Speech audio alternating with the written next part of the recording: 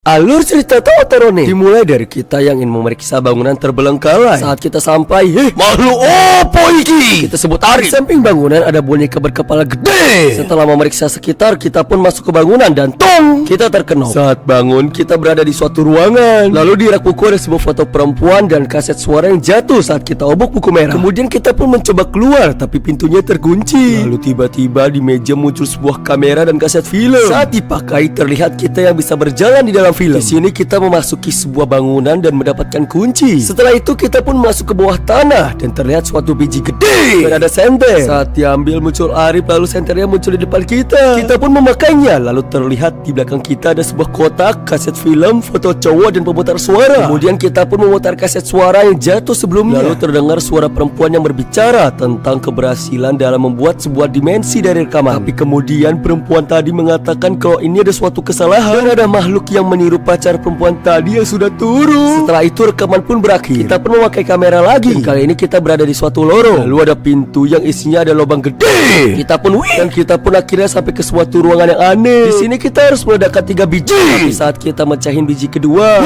ada Arif yang lewat. Kemudian kita pun meledakkan biji ketiga dan isinya ada kunci merah. Setelah rekaman berakhir, ada Arif yang terkunci dan hilang. Kunci merah itu pun kita pakai untuk membuka sebuah kotak dan di dalamnya ada lengges. Lalu lengges tersebut kita pakai buat buka pintu. Tapi karena gagal, kita pun pakai buat buka lemari. Lalu ada Arif yang mengintip dan di bawah ada sebuah kaset. Tapi saat diambil, Arif mau menggrepek kita. Mama, aku takut. Kita pun memakai kaset tadi dan tiba-tiba kita masuk ke dalam rekaman. Kita berada di kolam strawberry dan di belakang kita ada Arif yang sudah gede. Kita pun harus kabur, kalau tidak kita akan ditempelin.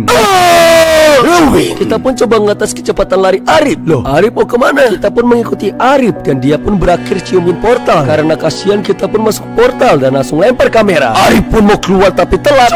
Kita pun terbangun dan melihat pintu yang terbuka. Saat keluar kita melihat boneka kepala gede hilang. Kemudian kita pun pulang menggunakan mobil kita. Tapi tanpa disadari, Arif masih hidup. Sama Subreken Moito.